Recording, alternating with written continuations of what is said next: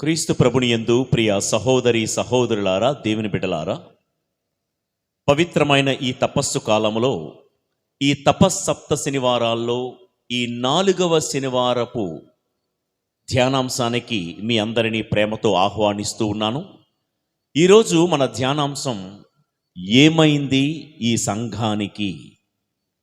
ఏమైంది ఈ సంఘానికి అన్న ఈ ధ్యానాంశం, ఈ టైటిల్ మనం చూడడంతోనే చాలాసార్లు ఇదే మాట మనం కొంతమంది వ్యక్తులను చూసి అంటూ ఉంటాము.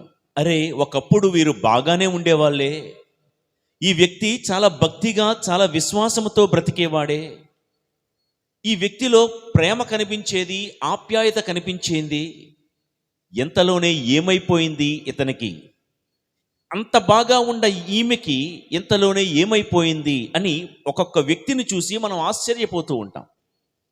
కొన్ని కుటుంబాలను చూసి బాగా బ్రతికిన ఈ కుటుంబానికి ఎంతలోనే ఏమైంది అని, ఒకప్పుడు ఈ కుటుంబం ఎంత భక్తిగా బ్రతికేదో, విశ్వాసములో మిగతా కుటుంబాలన్నిటికీ ఎంతో మాదిరిగా ఉన్న ఈ కుటుంబానికి ఇప్పుడు ఏమైంది, ఈ కుటుంబానికి ఎందుకు భక్తిలో ఎదుగుతున్నటువంటి ఆ కుటుంబం భక్తిహీనతలోనికి జారిపోయింది అని మనం ఆశ్చర్యపోతూ ఉంటాం. నాలాంటి కొంతమంది సేవకులను చూసినా, మన కొన్ని సంస్థలను చూసినా, కొన్ని పాఠశాలలను చూస్తున్నా, కొన్ని ప్రభుత్వాలను చూస్తున్నా ఈ ప్రశ్న మనలో ఉదయించక మానదు. ఏమైంది ఈ సమాజానికి, ఏమైంది ఈ సంఘానికి, ఏమైంది ఈ స్త్రీ సభకు, ఏమైంది ఈ కుటుంబానికి? ఇలా ఇదే ప్రశ్న రకరకాలుగా మనం ధ్యానించుకోవచ్చు. ప్రియులకు దేవుని బిడ్డలారా, నా ఈ ధ్యానాంశానికి ఏమైంది ఈ సంఘానికి అన్న ఈ ప్రశ్నకు మూలవాక్యంగా ఆదికాండం 41వ అధ్యాయం 1 నుండి 4 వచనాలు మనం చదువుకుందాం. ఫరో ప్రభువునకు వచ్చిన కల. 2 ఏండ్ల తరువాత ఫరో ప్రభువు ఒక కల కనెను. అతడు నైలు నది ఒడ్డున నిలిచుండెను. ఇంతలో 7 ఆవులు నది నుండి పైకి వచ్చి జమ్ములో మెయ్యుచుండెను. అవి కండబట్టి చూడచక్కగా ఉండెను. కొంతసేపటికి మరి 7 ఆవులు నది నుండి పైకి వచ్చెను. అవి బక్క చిక్కి చూడ రోతగా ఉండెను. అవి ఏటు ఒడ్డుననే మొదట వచ్చిన ఆవుల సరసన నిలబడెను. బక్క చిక్కి రోతగా ఉన్న ఆవులు కండపట్టి చక్కగా ఉన్న ఆవులను తినివేశెను. అంతట ఫరో రాజు మేల్కొనెను. ప్రియులకు దేవుని బిడ్డలారా, ఈ కల భావాన్ని మీకు వివరించే ప్రయత్నం చేస్తాను. ఐగుప్తు దేశపు రాజైన ఫరోకి ఒకరోజు ఒక కల వచ్చిందంట. నైలు నది పక్కనే నిలబడుతున్న ఈ ఫరో రాజుకి నైలు నదిలో నుండి 7 ఆవులు, అందమైనవి, శ్రేష్టమైనవి, యోగ్యమైన, బలిష్టంగా ఉన్నటువంటి బలమైన 7 ఆవులు నైలు నదిలో నుండి వచ్చి పక్కనే ఉన్న జమ్ముగడ్డిని మేస్తూ ఉన్నాయంట. ఎంతలోనే ఇంకో 7 ఆవులు వచ్చాయంట. ఆ 7 ఆవులు ఎలా ఉన్నాయంట? రోతగా ఉన్నాయి, వికారంగా ఉన్నాయి, బక్క చిక్కిపోయి ఉన్నాయి. చూడ్డానికే చాలా అసహ్యంగా కనబడినటువంటి ఈ 7 బలహీనమైన ఆవులు, ఈ 7 బలమైన ఆవులు పక్కన వచ్చి నిలబడ్డాయంట. సరే, పక్కనొచ్చి నిలబడ్డాయి కదా అని అనుకుంటున్న లోపల ఈ 7 బక్క చిక్కిన ఆవులు 7 బలమైన ఆవులను మృంగేశాయంట. ఇంతలోనే ఫరో రాజు కల అయిపోయింది. మెలకువతో లేచి కూర్చున్నాడు. ఇది ఫరో రాజుకు వచ్చిన కల. వాడికి ఎవడికో వచ్చిన కల మాకెందుకు చెప్తారండి అంటే, ఫరో రాజుకు వచ్చిన కలలో, ఆ కలలో జరిగిందే ఈరోజు మన ఇంటిలోనూ, మన సంఘములోనూ, మన సమాజంలోనూ జరుగుతుందన్నది నా యొక్క ధ్యానం. అసలు కలలో 7 బలమైన ఆవులు ఒకవైపు, 7 బలహీనమైన ఆవులు మరొక వైపు. అసలు మింగేయాలన్నా, దాడి చేయాలన్నా, తినేయాలన్నా ఎవరిని తినేయాలి? బలమైన ఆవులు బలహీనమైన ఆవులనే కదా తినేయాలి. ఈ కలలో ఏమైందంటే, బక్క చిక్కిన ఆవులు, బలహీనమైన ఆవులు బలమైన 7 ఆవులను తినేసినట్లుగా మనం చూస్తూ ఉన్నాము. అందుకే నాలో ఉదయించిన ఈ ప్రశ్న, ఏమైంది ఈ బలమైన ఆవులకు? నిజానికి ఈ బలమైన ఆవులు కదా, బలహీనమైన ఆవులను తరిమి కొట్టాలి, త్రుంచేయాలి, మృంగేయాలి. ఇదంతా సీన్ రివర్స్లో అవుతుందేంటి అని నేను ఆలోచించడం మొదలుపెట్టి, సరే ఏమైంది ఈ ఆవులకు అన్న సంగతి పక్కన పెడితే, ఏమైంది ఈ బలమైన సంఘానికి? బలహీనమైన ఈ లోకం చేతిలో ఈ బలమైన సంఘాలు మృంగబడుతున్నాయి. బలహీనమైనటువంటి శారీరక బలహీనతలకు అనేకమైన కుటుంబాలు మృంగివేయబడుతున్నాయి. ఈ శరీరములో ఉన్నటువంటి బలహీనతలకు విశ్వాసములో బలంగా ఉన్నటువంటి ఎంతో మంది మృంగివేయబడుతున్నారు. ఏమైంది ఈ విశ్వాసులకు? ఏమైంది ఈ సేవకులకు? ఏమైంది ఈ సంఘానికి, ఈ స్త్రీ సభకు అన్నది నాలో ఈ తపస్సు కాలంలో ఉదయిస్తున్నటువంటి ఒక ప్రశ్న. నిజమే, ఒకప్పుడు దేవునిలోను, భక్తిలోను, సేవలోను బలముగా వాడబడినటువంటి ఎంతోమంది విశ్వాసులు, సేవలోను, విశ్వాసములోను, ప్రేమలోను ఎంతో బలముగా బ్రతికిన వారు సడన్గా బలహీనమైపోవడం. ఇంతకు ముందున్న భక్తి వారిలో కనిపించటం లేదు, ఇంతకు ముందున్న విశ్వాసం వారిలో కనిపించటం లేదు, ఇంతకుముందు ఆ సంస్థల్లో ఉన్న నీతి, నిజాయితీ, ధర్మం, సేవా తత్పరత క్రమక్రమంగా నేడు కొన్ని సంఘాల్లో కనుమరుగైపోతూ ఉన్నాయి. ఏమైంది ఈ సంఘానికి? ఏమైంది ఈ సంస్థలకు? క్రమక్రమంగా ఒకప్పుడు బలంగా ఒక వెలుగు వెలిగిన వారు బలహీనమైపోవడానికి కారణం ఏంటి? ఒకప్పుడు దేవాలయంలో వారే ముందు కనిపించేవాళ్ళు, ఇప్పుడు అసలు దేవాలయములోను, ఆరాధనలోను కంటికి కనిపించకుండా కనుమరుగైపోవడానికి కారణం ఏంటి? ఏమైంది ఈ విశ్వాసులకు? ఏమైపోతుంది ఈ సంఘానికి? ఒక బలవంతుడు బలహీనుడుగా ఎందుకు మారిపోతున్నాడు? ఇదే ప్రశ్న. ఈ తపస్సు కాలంలో మంచిదేనండి ఈ ప్రశ్న వేసుకోవడం. నిజమే, నాకు నేనుగా ఒకప్పుడు బలవంతుడినే, కానీ ఎందుకు బలహీనపడిపోతూ ఉన్నాను? ఒకప్పుడు ఆత్మలో బాగా ఎదిగిన వారు క్రమక్రమంగా శారీరక కార్యాల్లో ఎందుకు పడిపోతున్నారు? ఒకప్పుడు పలానా వ్యక్తి దేవుడే నా ప్రపంచం, దేవుడే నా లోకం, దేవుడే నా సర్వస్వం అని ప్రకటించుకున్న ఆ విశ్వాసి ఇప్పుడు లోకమే నా ప్రపంచం అంటున్నాడు, ప్రపంచాన్ని పట్టుకొని ఊరేగుతూ ఉన్నాడు, ప్రపంచపు పోకడలలో కొట్టుకుపోతున్నాడు. అరే, ఒకప్పుడు క్రీస్తే నా సర్వస్వం అన్న ఈ వ్యక్తి ఇప్పుడు లోకమే నా సర్వస్వం అని దిగజారిపోవడానికి, బలహీనమైపోవడానికి కారణాలు ఏంటో మనం ఈ ధ్యానాంశంలో తర్కించుకుందాం. ప్రియులారా, చాలామంది ప్రపంచంలో రోజు రోజుకి నానాటికి ఆత్మీయ బలాన్ని కోల్పోతుంటే, వాక్యం బోధించే నా మొదలు, వాక్యం వింటున్న మీరందరూ, మనమందరము ఈ తపస్సు కాలంలో బలహీనముగా ఉన్నామేమో. ఈ క్షణములో క్రమక్రమంగా బలపడే ప్రయత్నం చేద్దాం. ప్రభు అన్నట్లుగా 30 60 100 విశ్వాసములో బలపడదాం, ప్రేమలో బలపడదాం. అయితే ఒక ప్రశ్న, కొందరు నానాటికి బలహీనమైపోవడానికి కారణాలు ఏంటి? ఇప్పుడు బలహీనంగా ఉన్న వాళ్ళు నానాటికి బలపడడానికి ఏం చేస్తే బలపడగలం? మరొకసారి చెప్తాను ప్రశ్న. కొంతమంది బలంగా ఉన్న వాళ్ళు క్రమక్రమంగా బలహీనపడడానికి కారణాలేంటి?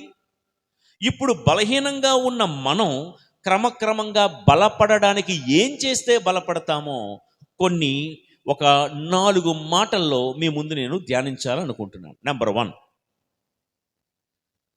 బలహీనులమైన మనము క్రమక్రమంగా బలపడాలి అన్నా, ఒకప్పుడు బలంగా ఉన్న వాళ్ళు క్రమక్రమంగా బలహీనమైపోతున్నారన్న మొట్టమొదటి కారణం ఏంటంటే, మనలో ఉన్న బలహీనతలను మనం చంపుకోవాలి. వివరిస్తా. ఇది పాయింట్ నెంబర్ 1. మన బలహీనతలను మనం చంపాలి. ఇప్పుడు ఫరో రాజు కల మనం విన్నాం కదా. ముందుగా బలమైన 7 ఆవులు వచ్చాయి, బాగుంది, అవేవో జమ్ముగడ్డి మేస్తూ ఉన్నాయి. బలమైన ఆవులు 7 గడ్డి మేస్తూ ఉంటే, ఇంతలోనే 7 బలహీనమైన ఆవులు వచ్చి బలమైన ఆవులు పక్కనే నిలబడి ఉన్నాయి. Note this point. బలమైన ఆవుల పక్కన ఎప్పుడైతే బలహీనమైన ఆవులు రాగానే, వచ్చి చేరగానే ఆ బలహీనమైన వాటిని చంపేస్తే బాగున్ను. కానీ ఈ బలమైన ఆవులు ఏం చేశాయో తెలుసా? బలహీనమైన ఆవులను తమ పక్కనే చేరనిచ్చాయి. చేరిన ఆ బలహీనమైన ఆవులు మిన్నకున్నాయి. ఆ బలహీనమైన ఆవులు వచ్చి తమ పక్కన నిలబడ్డానికి ఈ బలమైన ఆవులు అవకాశం ఇచ్చాయి. ప్రియులకు దేవుని బిడ్డలారా, మనలో కూడా ఈ బలమైన ఆవులు బలహీనమైన ఆవులు ఎక్కడో దూరంగా లేవండి, పక్క పక్కనే ఉన్నాయి. మనందరిలో కూడా మన బలాలు మన బలహీనతలు పక్క పక్కనే ఉంటాయి. నాలో బలం లేదని, అసలు నాలో ఏ బలహీనత లేదని ఎవరూ చెప్పలేరండి ఈ ప్రపంచంలో. మనలో కొన్ని బలహీనతలు ఉంటాయి. ఎప్పటికప్పుడు ఆ బలహీనతలను గుర్తించి వాటిని కత్తిరించి సరిచేసుకొని మన బలము పక్కన ఆ బలహీనత లేకుండా చూసుకోవాలి. ఇక్కడ కలలో బలమైన 7 ఆవులు బలహీనమైన 7 ఆవులకు చోటిచ్చాయి, అవకాశం ఇచ్చాయి, చేరనిచ్చాయి. పక్కనే బలహీనమైన ఆవులు ఉన్నప్పటికీ కూడా చూసి చూడనట్లుగా, విని విన్నట్లుగా ఏదో వదిలేశాయి. అలాగా ఈ బలహీనమైన ఆవులు నన్నేం చేస్తాయిలే అని, ఇవి నన్నేం చేస్తాయిలే అని. ఈ ఆవులు ఒక్కటే కాదు ఆలోచిస్తున్నది, మీరు నేను. మనం ఎంత బలవంతులమో మన బలహీనతలు కూడా మన పక్కనే ఉంటాయి సుమా. ఒక వ్యక్తి అనుకుంటాడు, నేను రోజు దివ్యబలి పూజలోకి వెళ్తున్నాను, వస్తున్నాను, దివ్య సప్రసాదాన్ని లోకుంటున్నాను, ఎంత వాక్యం వింటున్నాను కదా, ఇది నా బలం. ఏదో ఒక్కరోజు కోపంతో ఒక్కసారి నోరు జారితే ఆ ఒక్క చిన్న పాపం నన్నేం చేస్తుంది? ఏదో సోమరితనంతో ఒకరోజు నేను ప్రార్థన చేయకపోతే, కుటుంబ ప్రార్థన చేయకపోతే ఒక్కరోజే కదా, ఈ చిన్న బలహీనత నన్నేం చేస్తుంది?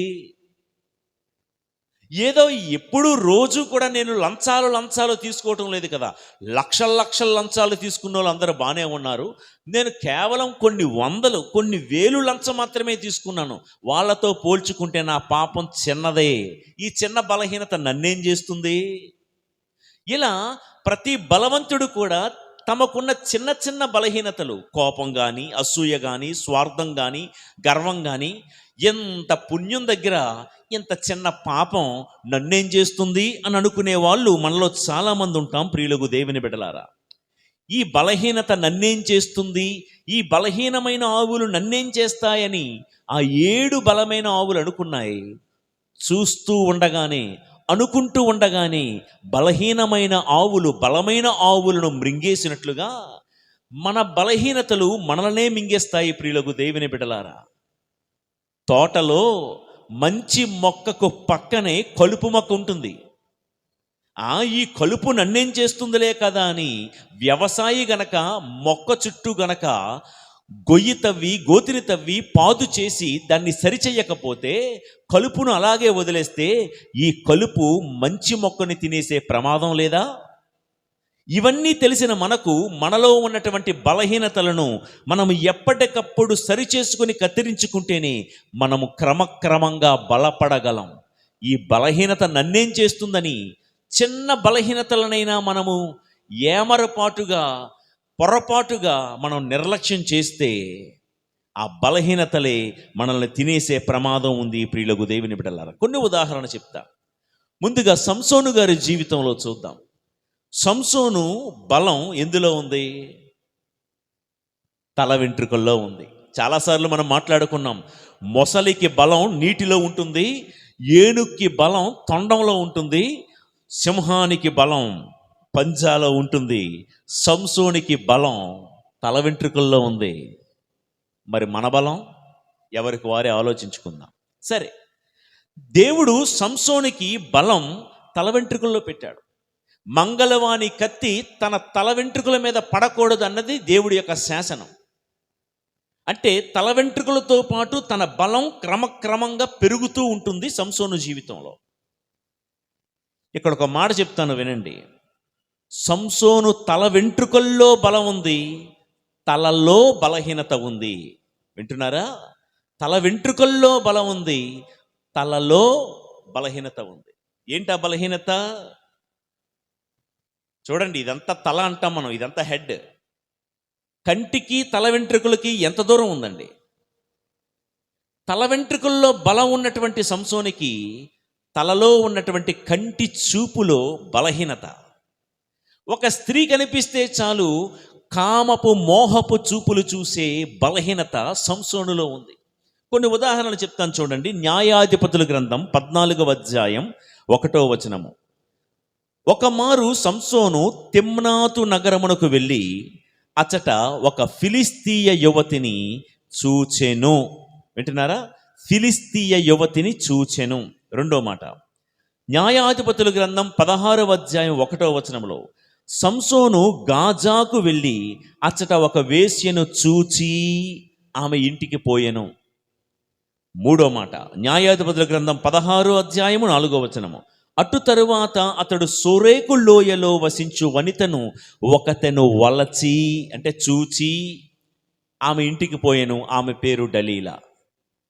అంటే ఇక్కడ సంసోను జీవితాన్ని చూస్తే తల వెంట్రుకల్లో అయితే బలం ఉంది, కానీ తలలో ఉన్న కంటి చూపులో అటు తిమ్నాతుకు వెళ్ళిన, గాజాకు వెళ్ళిన, సోరేకు అనేటువంటి ప్రాంతానికి వెళ్ళిన అమ్మాయిని చూస్తే చాలు వ్యామోహంతోనూ కామంతోనూ మోహంతోనూ చూసే బలహీనత సంసోనికి ఉంది. ప్రియులకు దేవుని బిడ్డలారా, సంసోను అన్ని విషయాల్లో మంచివాడే, అన్నిటా కూడా ద బెస్ట్. కానీ తప్పుడు చూపు, మోహపు చూపు అనే బలహీనత సంసోనికి ఉంది. అయితే నా తల వెంట్రుకల్లో బలం ఉంది కదా, ఈ కంటిలో ఉన్న చిన్న బలహీనత నన్నేం చేస్తుంది అని అనుకున్నాడు. ఈ కంటిలో ఉన్న వంకర చూపును పక్కనే చేరనిచ్చాడు. కంటిలో ఉన్న చిన్న బలహీనత తల వెంట్రుకల్లో ఉన్న పెద్ద బలాన్ని మృంగేసింది. Note this point.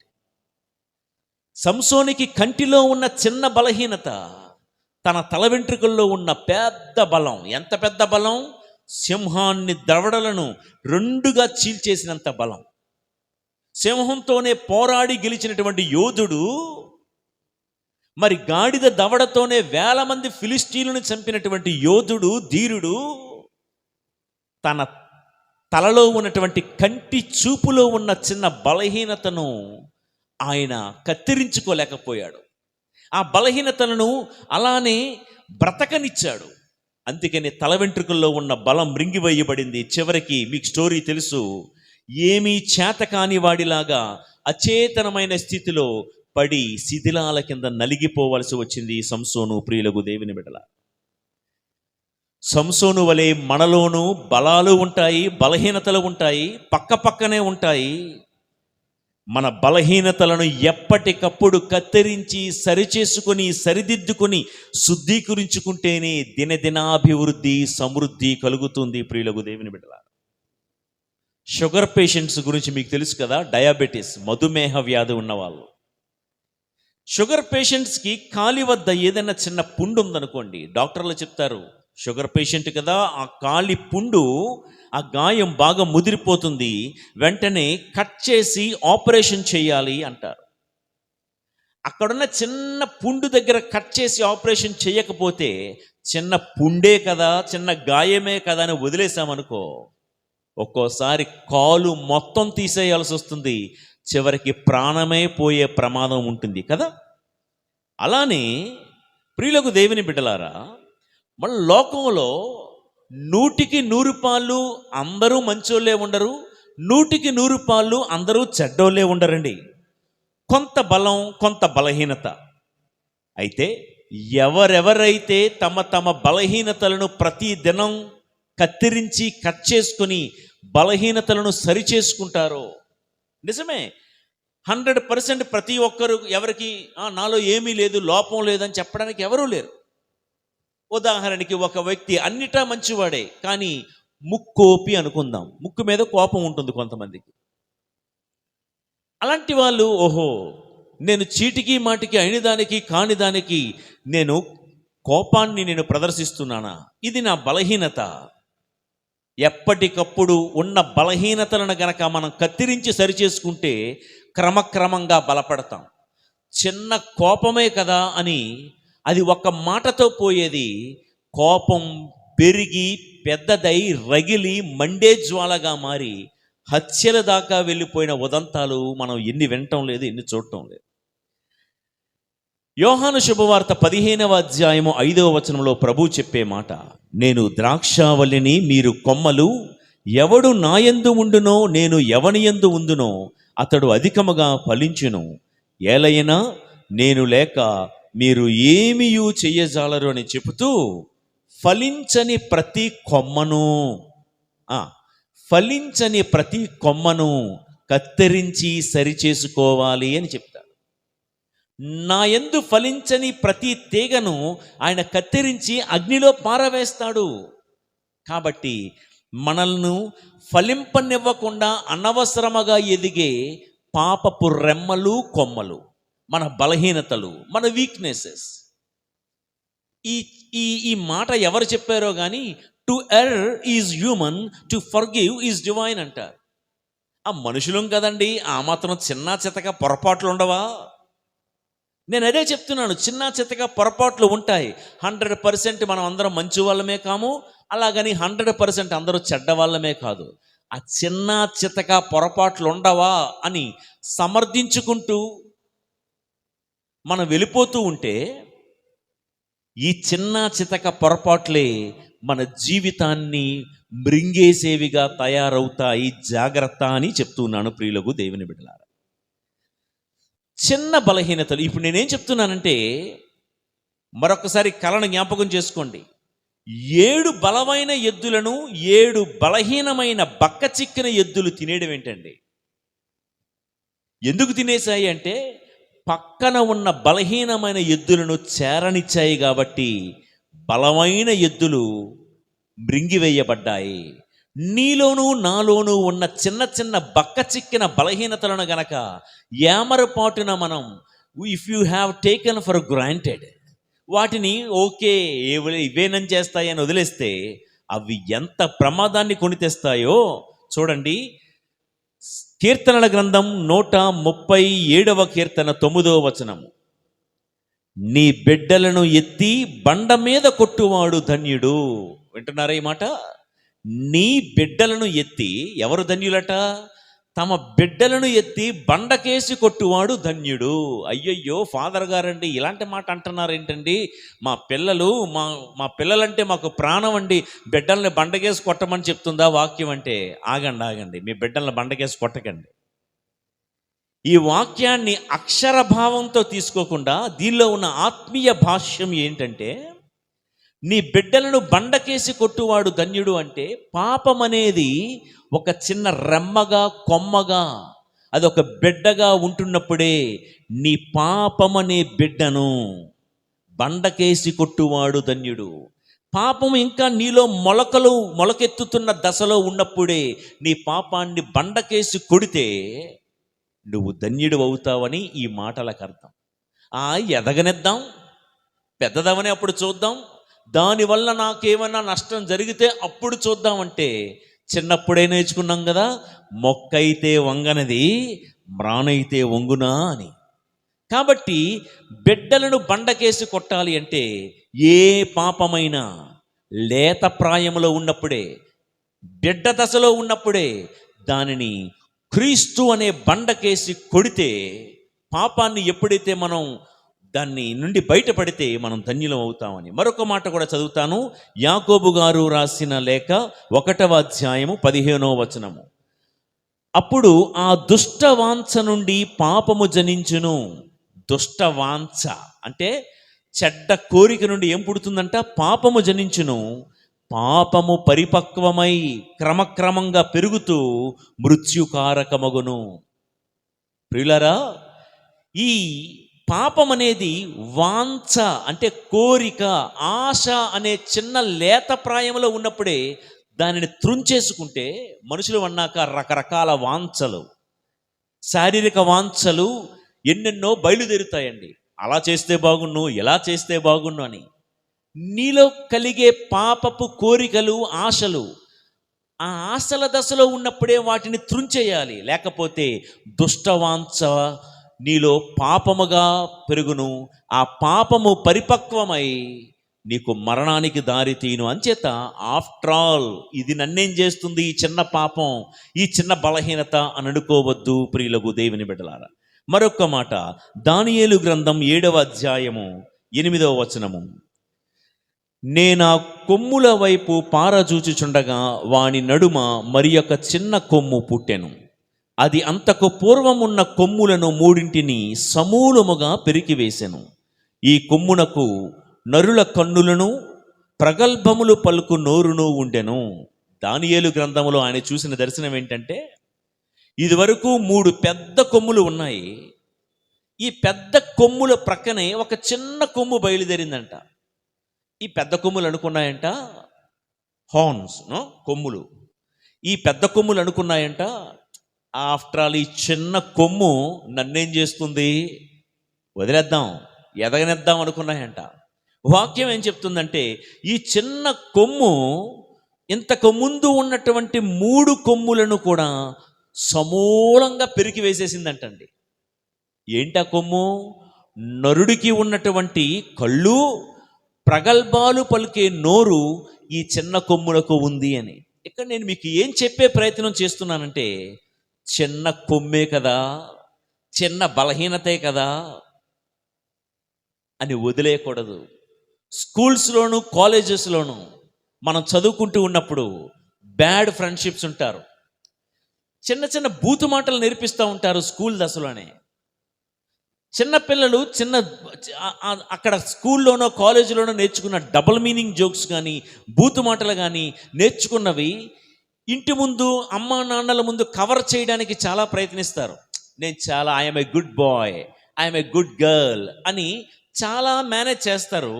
కానీ ఎప్పుడో ఒకప్పుడు అలవాటులో పొరపాటుగా నేర్చుకున్న దుర్భాషలు, బూతు మాటలు అన్నీ కూడా బయటకు వచ్చినప్పుడు వెంటనే అక్కడ ఉన్న పెద్దవాళ్ళు ఉంటారు, ఇంట్లో ఉన్న పెద్దవాళ్ళు, ఏమనకు, చిన్నోడు కదా వదిలే, చిన్నోడే కదా అని వదిలేస్తే, ఈ వాక్యం ఒకవేళ పొరపాటున ఎవరైనా పిల్లలు ఇంటూ ఉంటుంటే, ఫాదర్ గారు ఏంట్రా బాబు మా మీద పడ్డారా అని అనుకోకండి, మీ మంచి కోసం చెప్తున్నా. చిన్న పిల్లోడే కదా అని వదిలేస్తే ఈ బూతు మాట రేపు ఉదయం అబద్ధపు సాక్ష్యం అవుతుంది. ఎక్కడో స్కూల్లో ఫ్రెండ్స్ అంటున్నటువంటి ఈ అబ్బాయి తప్పును సరిదిద్దనివ్వకుండా అడ్డుపడుతున్నటువంటి బామ్మగారు, తాతగారు, రేపు ఉదయం అదే బూతు మాట మన ఇంట్లో మనల్నంటే, ఆ పాపం అనేది చిరు లేత ప్రాయములో ఉన్నప్పుడే ఆ బలహీనతలను కట్ చేయాలి. ప్రియులకు దేవుని బిడ్డలారా, సహోదరి సహోదరులారా, చిన్నదే కదా అని డోంట్ టేక్ ఫర్ గ్రాంటెడ్. మరొక మాట కూడా చదువుతాను, దానియేలు గ్రంథం 8వ అధ్యాయము 9-10 వచనాల్లో.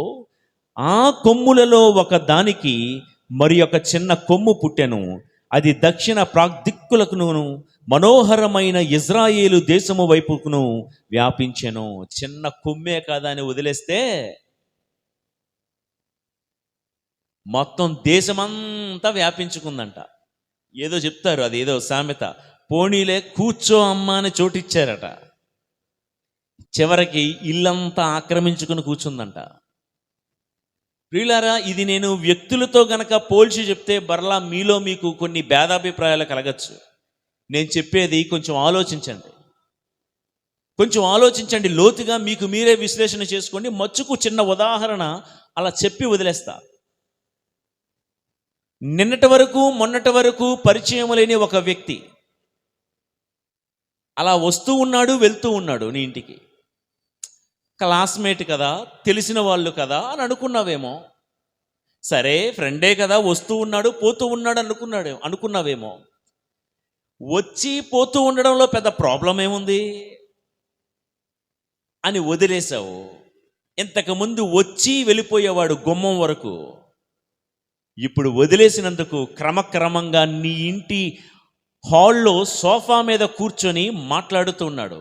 మొదట్లో 5 నిమిషాలు మాట్లాడి వెళ్ళిపోయిన వాడు ఇప్పుడు గంటలైనా సరే వెళ్ళటం లేదు. క్రమక్రమంగా కిచెన్లోకి వచ్చాడు.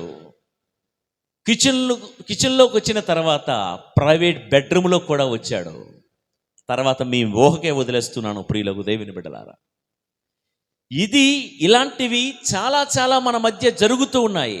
చిన్న కొమ్మే కదా, చిన్న మాటే కదా, చిన్న అలవాటే కదా, చిన్న బలహీనతే కదా, ఇవి నన్నేం చేస్తాయి అని ఏ మాత్రం ఆదమరిచి ఏమరపాటుగా ఉన్నామా? 7 బక్క చిక్కిన ఆవులు గుర్తుంది కదా, 7 బలమైన ఆవులను అమాంతంగా మృంగేసినట్లుగా చిన్న చిన్న బలహీనతలు మనల్ని మృంగేస్తాయి. కాబట్టి ఈ బలహీనతలను తెలుసుకున్న మనం వాక్యముతో, వింటున్న ఈ వాక్యముతో మనల్ని మనం కత్తిరించుకోవాలి. బైబిల్ గ్రంథంలో వాక్యాన్ని 3 ఉదాహరణలతో పోల్చారు. నంబర్ 1 కత్తెర. వాక్యం అనే కత్తెరతో మనము క్రమక్రమంగా మన బలహీనతలను, మనలో ఎదుగుతున్న అనవసరమైన రెమ్మలను, కొమ్మలను కత్తిరించుకోవాలి. నంబర్ 2 వాక్యాన్ని అద్దంతో పోల్చారు. అద్దం. వాక్యం అనే అద్దం ముందు నిలబడి, దేవా నాలో ఏ పొరపాట్లు ఉన్నాయి, ఏ బలహీనతలు ఉన్నాయి, నా మాట తీరు ఎలా ఉంది, నా చూపు ఎలా ఉందో వాక్యం అనే అద్దం ముందు నిలబడి మనల్ని మనం సరిదిద్దుకోవాలి. వాక్యాన్ని నీటితో పోల్చింది బైబిల్ గ్రంథం. వాక్యమనే పరిశుద్ధ జలాలతో ఎప్పటికప్పుడు ఈ మకిలిని, ఈ మాలిన్యాన్ని మనం కడిగి శుద్ధి చేసుకుంటే బలహీనతలన్నీ కూడా నువ్వు గెలవగలవు. అప్పుడే సమృద్ధి, అప్పుడే వృద్ధి, అప్పుడే అభివృద్ధి. ప్రియులకు దేవుని బిడ్డలారా, విలాప గీతాలు 1వ అధ్యాయము 6వ వచనం చదువుతున్నాను. సియోను కుమారి వైభవం అంతరించెను, దాని నాయకులు మేత దొరకక చిక్కిపోయిన దుప్పులు వంటి వారైరి, వేటకాండ్ర నుండి పారిపోయి బలమును కోల్పోయిన వంటి వారైరి. సియోను గురించి చెప్తూ సియోను కుమారి, నీ వైభవం అంతా అవతరించిపోయింది. కారణం ఏంటో తెలుసా? నీ నాయకులు మేత దొరకక పక్క చిక్కిన దుప్పి వంటి వారైతిరి అని. మేత దొరకక. ఏంటా మేత? ఈ రోజుల్లో చాలామంది బలంగా ఉన్న నాయకులు, పాలకులు, అధికారులు, బలంగా ఉంటున్నటువంటి సేవకులు, విశ్వాసులు ఎందుకు బలహీనమైపోతున్నారో తెలుసా? మేత దొరకక. ఏంటా మేత? వాక్యం అనే మేత. ప్రతిరోజు వాక్యం చదివే ఆసక్తి, అలవాటు మీకుందా? రోజు వాట్సాప్లో వచ్చే మెసేజ్లు చదువుతున్నాం, ఓకే. న్యూస్ పేపర్లు చదువుతున్నాం, ఓకే. టీవీలు మీద కింద వచ్చే స్క్రోలింగ్స్ చదువుతున్నాం, ఓకే. ఇవన్నీ చదవడానికి ఓపిక, టైము ఉంటున్న మనకు ఆత్మకు మేత దేవుడి వాక్యం. రోజు వాక్యాన్ని చదివే ఆసక్తి, ఆ యొక్క ఆలోచన మనలో ఉందా? ఈ ఆసక్తి లేకే ఒకప్పుడు బలంగా ఉన్నటువంటి కుటుంబాలు, సంఘాలు, సేవకులు, విశ్వాసులు క్రమక్రమంగా బలహీనపడిపోతూ ఉన్నారు. నా మాట వింటున్నారా? సియోనులో ఉన్నటువంటి నాయకులు బక్క చిక్కినటువంటి దుప్పి వంటి వారైతిరి. కారణం సరైన మేత లేక. నేను మాట్లాడుతున్న మేత స్విగ్గీలోను, జొమాటోలోను మనం ఆర్డర్ చేసుకుంటే వచ్చే మేత గురించి కాదండోయ్. వాటికి ఏం లోటు లేదు ఈ రోజుల్లో.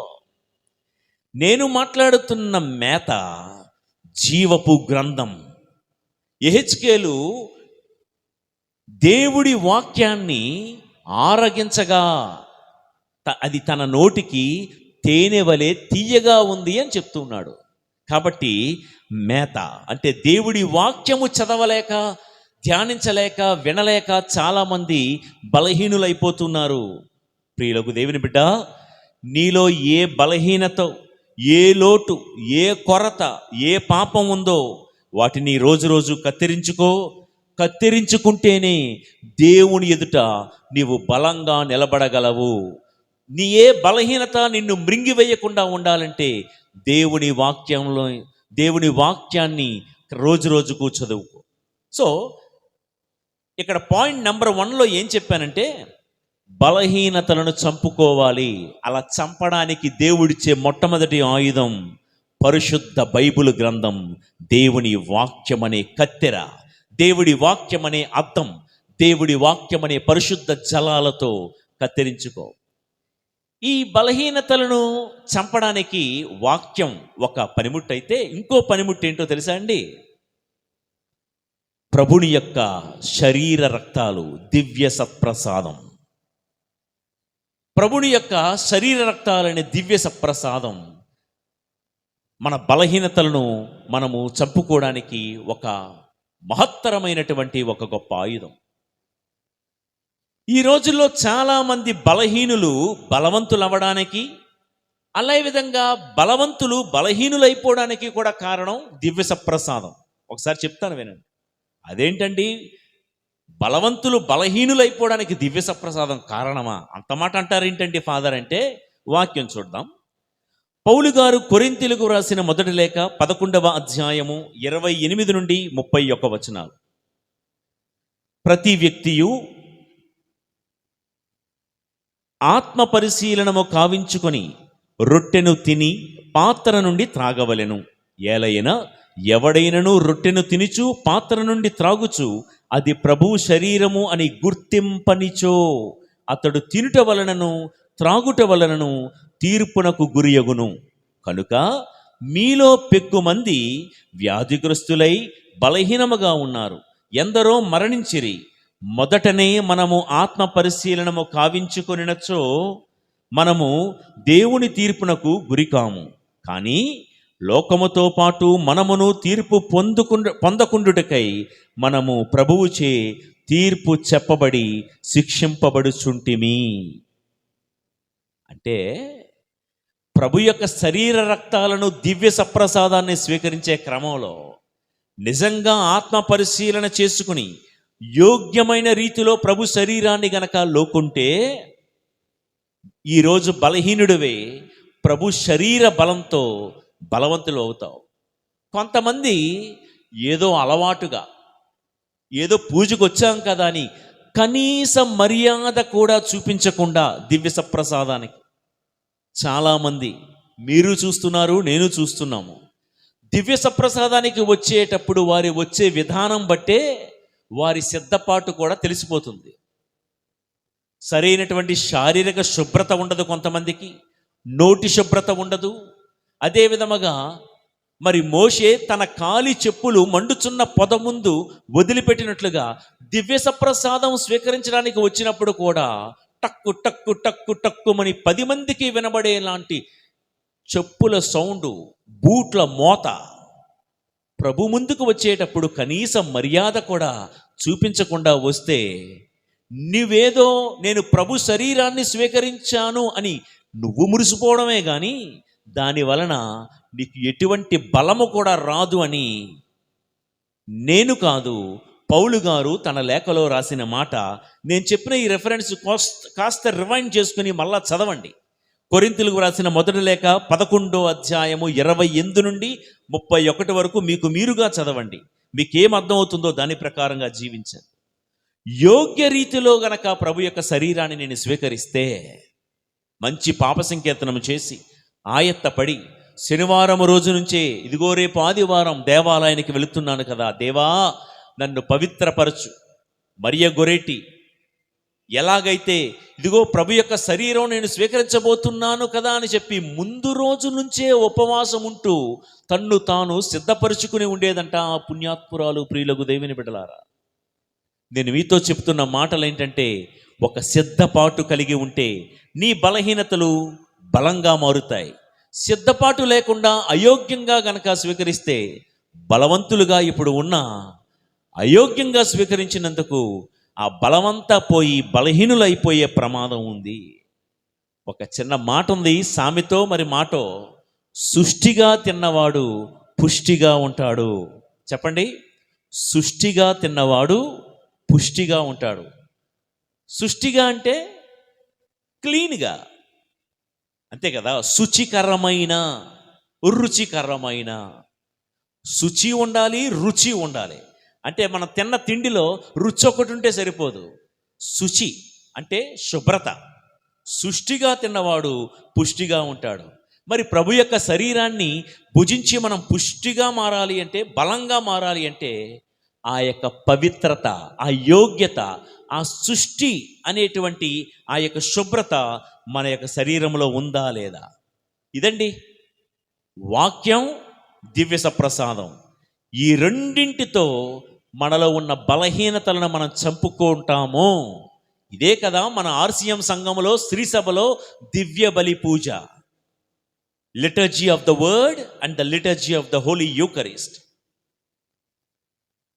దేవుని వాక్య దైవార్చన ఒకటి, క్రీస్తు యొక్క దివ్య సప్రసాద దైవార్చన ఒకటి. ఈ రెండు కలబోసినవే దివ్య బలి పూజ.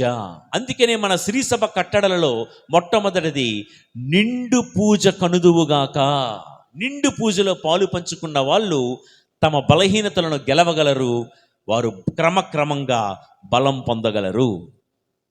ప్రియులకు దేవుని బిడ్డలారా, ఏమైంది ఈ సంఘానికి? మీరు ఎన్ని విన్న తర్వాత అసలు ఈరోజు ధ్యానాంశం ఏంటి అని కొంతమంది మర్చిపోతారేమో, ఎందుకంటే ఇంత లెంతీగా చెప్తున్నాను కాబట్టి. ఏమైంది ఈ సంఘానికి ఆలోచిస్తున్నారా? ఒకప్పుడు బాగా బ్రతికిన వాళ్ళు క్రమక్రమంగా బక్క చిక్కిపోవడానికి, వారిలో భక్తి, విశ్వాసం, విలువలు మృంగివేయబడ్డానికి కారణం ఏంటంటే పక్కనే బలహీనతలకు చోటిచ్చారు సంసోనులాగా. ఈ 7 బలమైన ఆవులు 7 బక్క చిక్కిన ఆవులకు చోటిచ్చి చేరనిచ్చాయి కాబట్టి ఆ ఒక్క చిన్న కొమ్ము 3 పెద్ద కొమ్ములను మృంగేసినట్లు, 7 బక్క చిక్కిన ఆవులు 7 బలమైన ఆవులను మృంగేసినట్లు, తల వెంట్రుకల్లో ఉన్న బలాన్ని, కంటి చూపులో ఉన్న బలహీనత మింగేసినట్లు మన జీవితంలో ఇవన్నీ జరగకుండా ఉండి బలంగా ఎదగాలి అంటే వాక్యం అనే కత్తెరతో మనల్ని మనం కత్తిరించుకోవాలి. యోగ్య రీతిలో దివ్య సప్రసాదాన్ని స్వీకరించి ప్రభుని యొక్క దృష్టిలో బలపడాలి. ఇక రెండో మాట, మనలో ఉన్నటువంటి బలహీనతలను చంపుకొని క్రమక్రమంగా బలపడాలి అంటే మనల్ని బలవంతులుగా చేసేది రెండోది ఆత్మ. మనలో ఉన్న ఆత్మ. ఒకరు బలవంతులు అవ్వడానికి, మరొకరు బలహీనం అవ్వడానికి అతనిలో లేదా ఆమెలో ఉన్న పనిచేసే ఆత్మ కారణం. ఆత్మ వివరిస్తాను, చదువుకుందాం. లూకా సువార్త 13వ అధ్యాయం 10 నుంచి 13 వచనాలు. యేసు విశ్రాంతి దినమున ప్రార్థనా మందిరము సినగోగునందు ఉపదేశించుచుండెను. అక్కడ 18 సంవత్సరముల నుండి అపవిత్రాత్మచే పీడింపబడుచున్న ఒక స్త్రీ ఉండెను. ఆమె నడుము వంగిపోయి తిన్నగా నిలబడలేకుండెను. యేసు అది చూచి ఆమెను పిలిచి, ఓ స్త్రీ, నీవు రోగము నుండి విముక్తి పొందితివి అని చెప్పి ఆమెపై తన చేతులుంచగా తక్షణమే ఆమె తిన్నగా నిలబడి దేవుని స్తుతించెను. ప్రియులకు దేవుని బిడ్డలారా, ఇప్పుడు చదివి వినిపించిన ఈ భాగంలో ఆ స్త్రీ 18 సంవత్సరాలుగా నడుము వంగిపోయి దురాత్మ చేత బాధపడుతుంది. ఆమెలో ఉన్న దురాత్మ ఏం చేస్తుంది? తిన్నగా నిలబడలేకుండా చేస్తుంది. దేవుడి సన్నిధిలో వంగిపోయేలాగా, కృంగిపోయేలాగా, బలహీనపడేలాగా వంగిపోయేలా చేస్తుంది. ఆమెను ఒక దురాత్మ ఎలాగైతే వంగిపోయేలా చేసిందో, మనలో ఉన్నటువంటి సాతాను ఆత్మ, దురాత్మ కూడా దేవుడి ముందు మనల్ని నిలబడనివ్వదు. దేవుడి ముందు మనల్ని వంగిపోయేలాగా, కృంగిపోయేలా చేస్తుంది. మనందరినీ బలహీనపరుస్తూ, కృంగదీస్తూ దేవుడి దగ్గరికి వస్తాం ప్రార్థన చేద్దామని. సైతానుడు ఏం చెప్తాడో తెలుసా? నీలాంటోడా సేవ చేసేది? నువ్వెవరో నాకు తెలీదు. నీ చీకటి గదిలో 4 గోడల మధ్య రహస్యంగా నువ్వు చేసిన పాపాలన్నీ నాకు తెలుసు కదా. నీలాంటోడు ప్రార్థన చేస్తే దేవుడు వింటాడా? నీలాంటిది దేవుడిని స్తుతిస్తే దేవుడు నీ మొరను ఆలకిస్తాడా అని మన పాపాలు మనకు గుర్తు చేస్తూ, మన బలహీనతలు ఏంటో మనకు జ్ఞాపకం చేస్తూ, సైతానుడు తన దురాత్మతో మనము దేవుడి సన్నిధిలో వంగిపోయేలాగా, నిలబడనివ్వకుండా చేస్తూ ఉంటుంది. ప్రియులకు దేవుని బిడ్డలారా, నువ్వేమీ చెయ్యలేవని, నీకేమీ చేత కాదని, నీ వల్ల కాదని, నీ విశ్వాసములోను, నీ ప్రేమలోను, నీ సేవలోను, నీ అభిషేకంలోను నువ్వు నిలబడలేవని సైతానుడు పదే పదే మనల్ని కృంగదీస్తూ ఉంటాడు. ప్రియులకు దేవుని బిడ్డలారా, సహోదరి సహోదరులారా,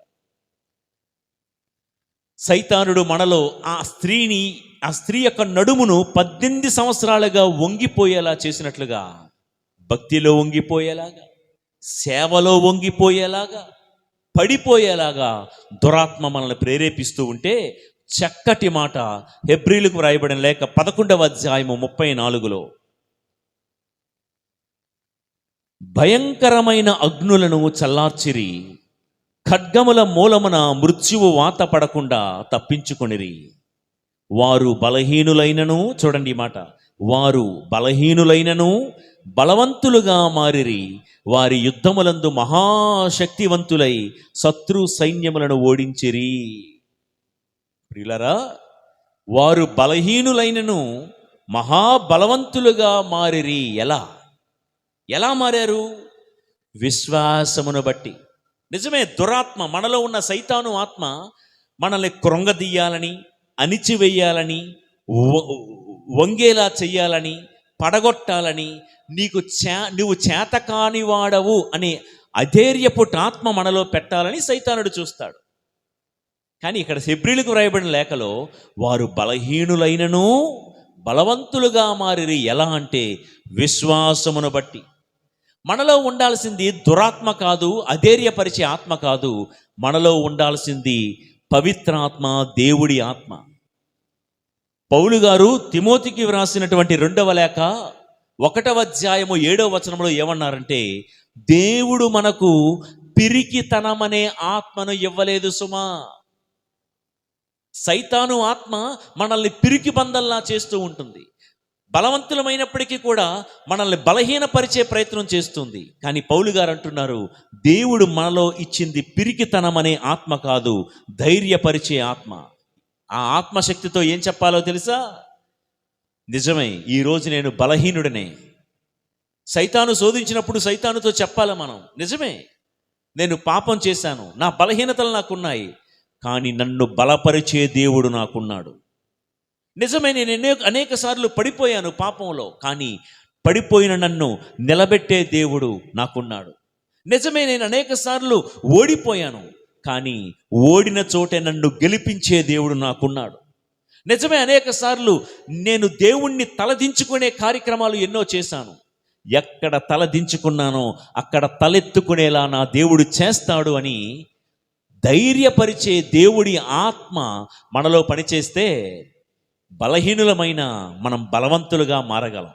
అలా కాకుండా సైతానుడు కొంతమంది ద్వారా మనల్ని కృంగదీసే మాటలు మాట్లాడిస్తూ ఉంటుంది. ఎవరో బయట నుంచి కాదు, ద సో కాల్డ్ ఫ్రెండ్స్, మన బంధువులు, మన చుట్టాలు, మన ఆత్మీయులు అని పిలవబడే వాళ్ళు ఒక్కొక్కసారి మన దగ్గరికి వచ్చి ఏం చేస్తాం, ఇంకేం జరగదు అనే మాటలు మాట్లాడుతూ ఉంటారు. ధైర్యపరుచుకోవాలి. యోవేలు గ్రంథం 3వ అధ్యాయం 10వ వచనంలో, దుర్బలుడు నేను యోధుడను అనవలెను.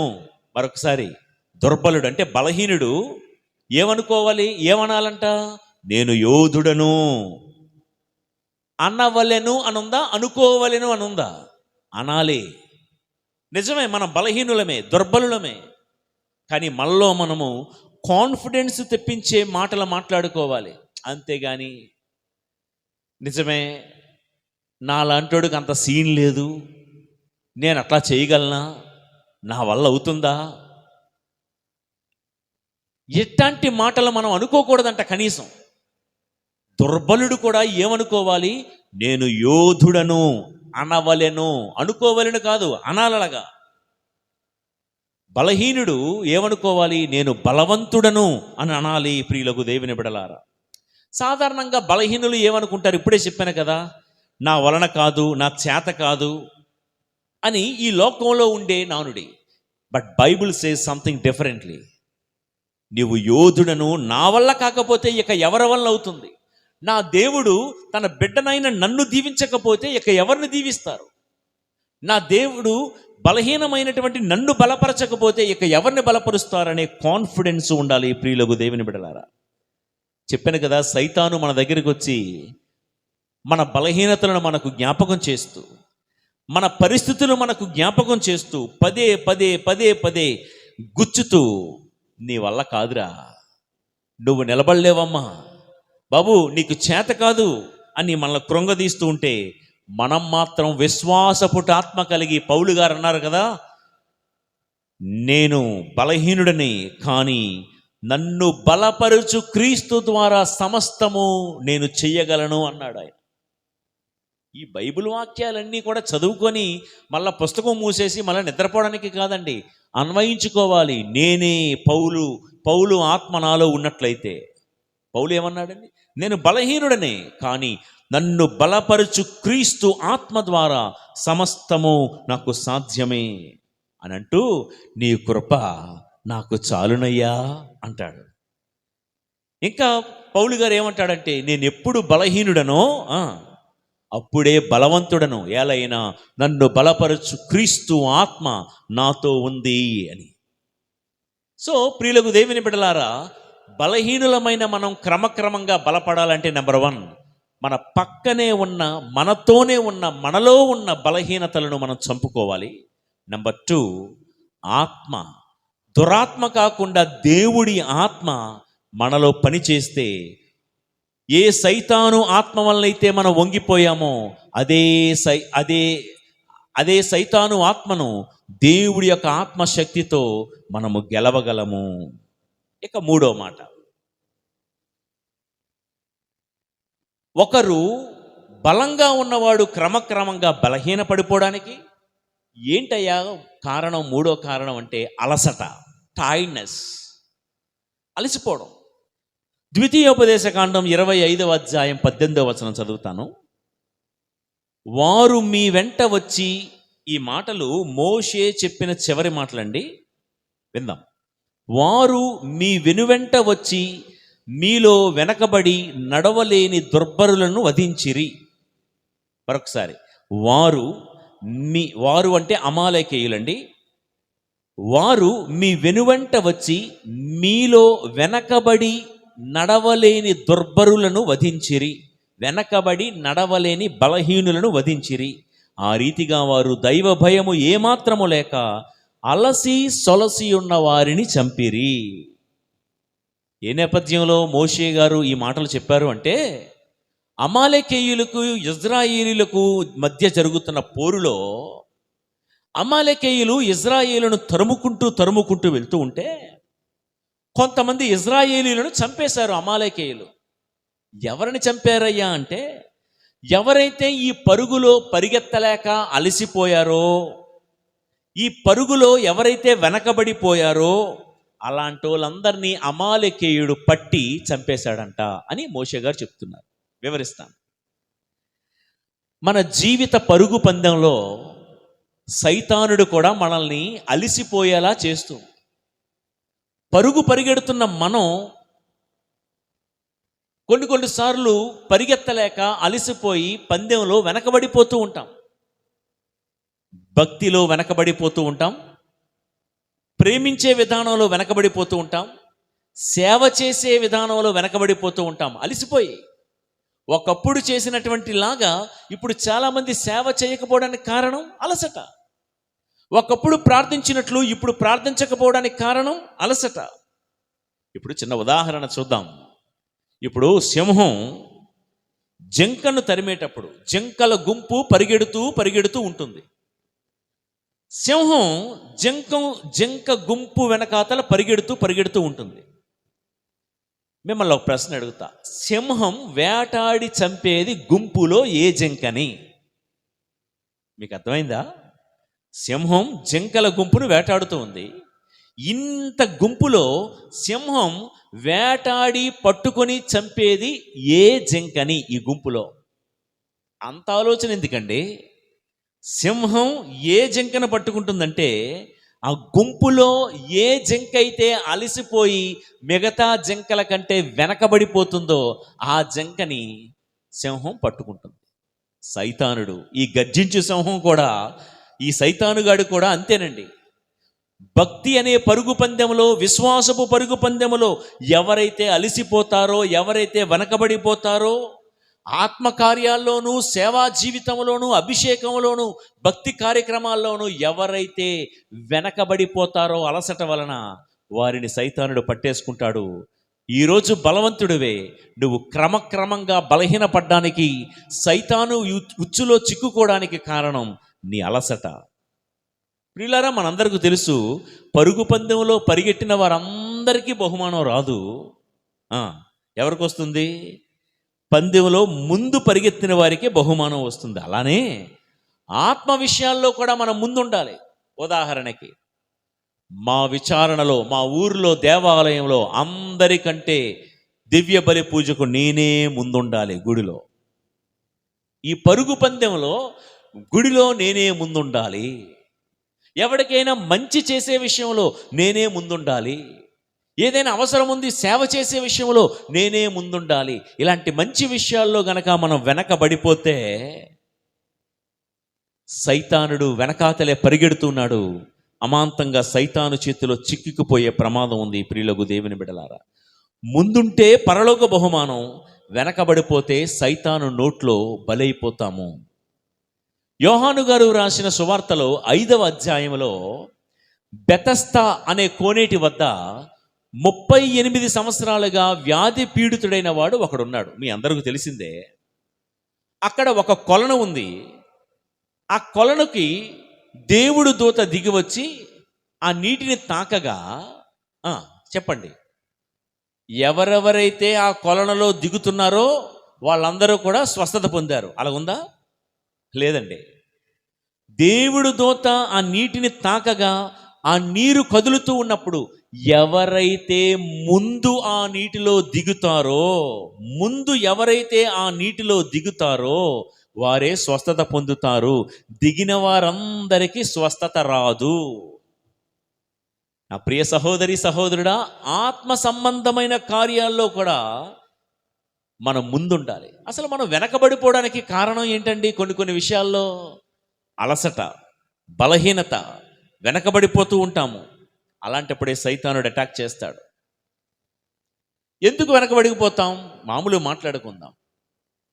కొన్నిసార్లు మనం అనుకుంటాం, మనం ఎంత ప్రార్థించినా పలానా వ్యక్తి మారకపోతే, మన ఇంటి పరిస్థితులు ఇంకా మారకపోతే, మనం దేవుడి ముందు ఉంచిన ప్రశ్నలకు జవాబులు రాకపోతే, మన ఇంటి సమస్యలకు పరిష్కారం దొరకకపోతే అలసట వచ్చేస్తుంది భక్తిలో. ఏంటో తెలుసా? ఎంత చేసినా ఏం లాభం? ఎన్ని నోములు, ఎన్ని వ్రతాలు, ఎంత భక్తి చేసినా, ఎన్ని త్యాగాలు చేస్తున్నా, ఎంత సేవ చేసినా ఏం లాభం?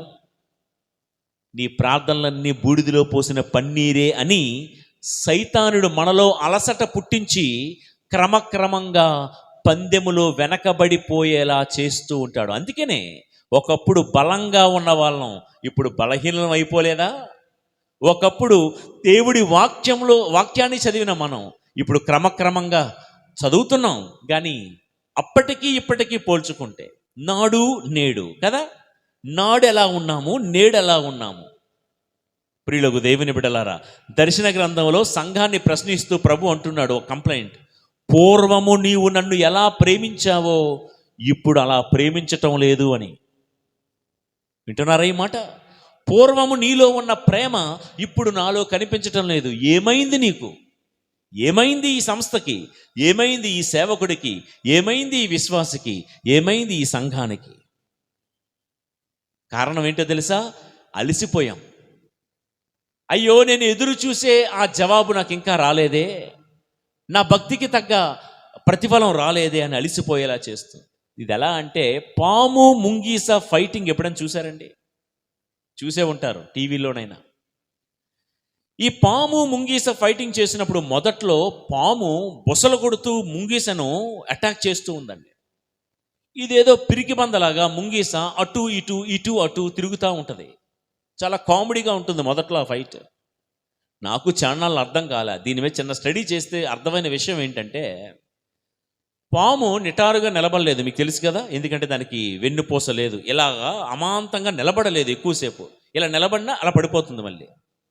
ఈ ముంగిస దీని బలహీనత తెలుసుకొని, పాము నిటారుగా నిలబడలేదు అని తెలుసుకొని ముందు నుంచి మళ్ళీ వెనక్కి వస్తుంది. మళ్ళీ పాము వెనక్కి తిరుగుతుంది. మళ్ళీ ఇలా ఫైట్ చేసిన తర్వాత మళ్ళీ అటువైపు వెళ్ళిపోతుంది. మళ్ళీ ఇలా తిరుగుతుంది. ఇలా ఇలా ఇలా ఇలా ఇలా ఇలా తిప్పి తిప్పి తిప్పి తిప్పి ముంగీస ఏం చేస్తుంది? పాముని అలసిపోయేలా చేస్తుంది. ఒక్కసారి అలసిపోయిన తర్వాత అప్పుడు ముంగిస పాముని అటాక్ చేస్తుంది. అబ్బా, ఇలా జరుగుతుందా అని అనుకునే లోపల అలా పాముకి ముంగీస కాదు, మనకు సైతానికి అదే జరుగుతుంది. ప్రియులకు దేవుని బిడ్డలారా, మనం కూడా మొదట్లో సైతానుని చాలా గట్టిగా ఎదుర్కొంటాం, చాలా పోరాడుతాం. మన జీవితంలో పూర్తిగా అలిసిపోయేలా చేస్తుంది. నిజంగే ఒక వ్యక్తికి నిజంగా ప్రార్థన చేయాలనుంటుంది, కానీ డ్యూటీలో ఆఫీసులో అలిసిపోయేలా చేస్తుంది.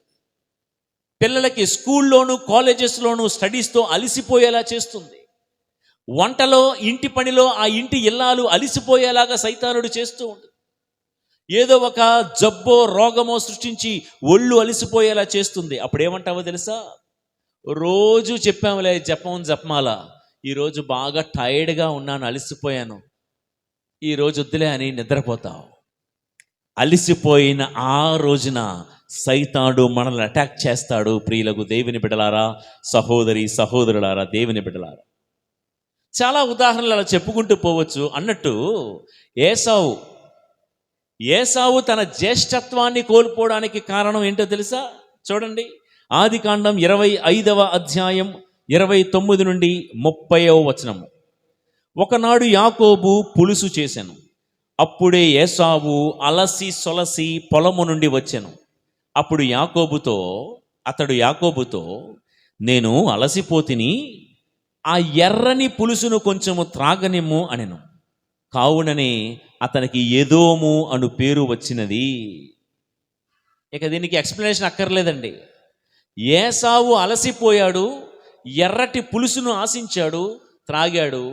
ఎర్రటి పులుసు కోసం తన జ్యేష్ఠత్వాన్ని యాకోబునకు తాకట్టు పెట్టేశాడు.